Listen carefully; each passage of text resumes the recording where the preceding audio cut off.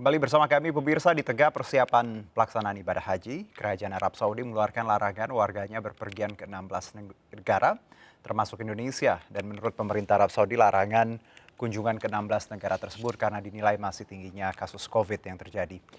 Direktorat Jenderal Pasport Jawazat Kerajaan Arab Saudi per 22 Mei mengeluarkan larangan kunjungan ke sejumlah negara. Terdapat 16 negara yang dilarang dikunjungi oleh warga Arab Saudi, termasuk Indonesia.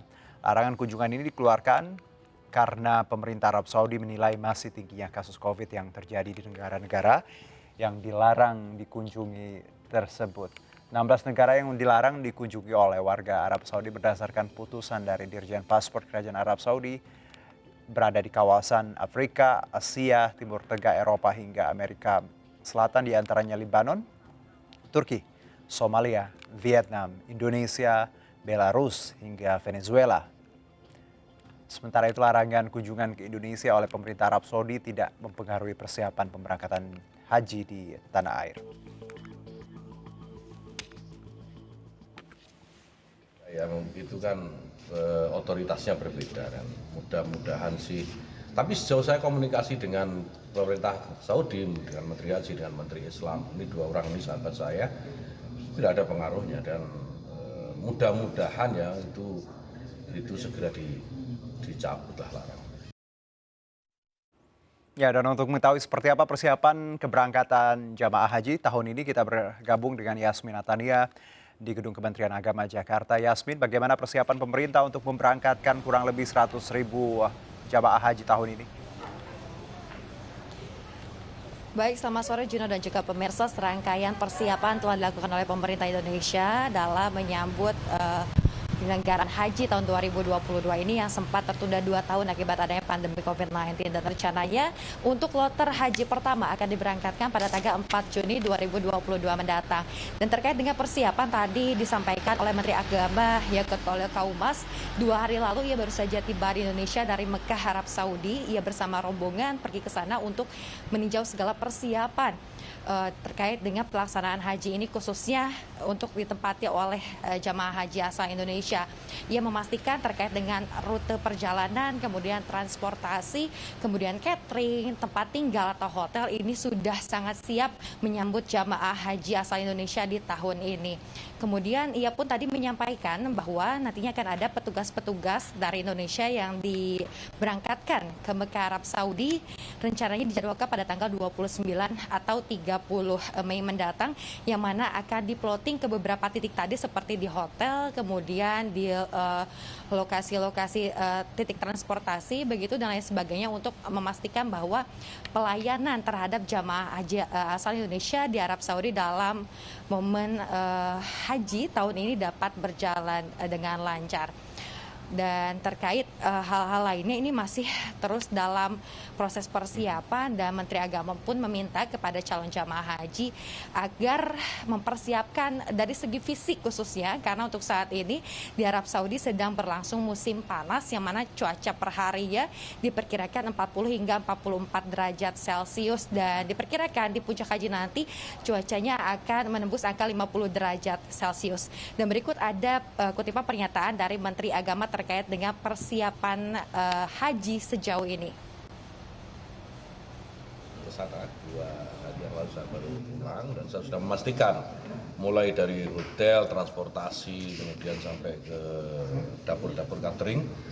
Dan kesimpulan saya, pelayanan jamaah haji di Arab Saudi nanti sudah sangat siap gitu kan. Mudah-mudahan apa yang saya lihat kemarin tidak bergeser di waktu pelaksanaan haji nanti.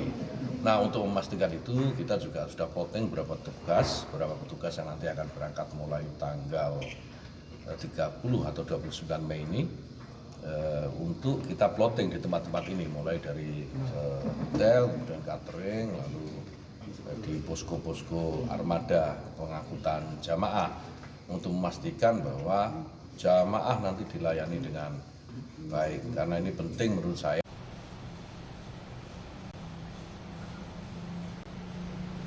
Iya Juno, Dirjen Penyelenggara Haji dan Umroh Hilman Latif pun mengingatkan 3 hal yang harus dipenuhi oleh calon jamaah haji. Yang pertama adalah terkait dengan sikap disiplin terhadap penerapan protokol kesehatan mengingat saat ini masih dalam masa pandemi COVID-19.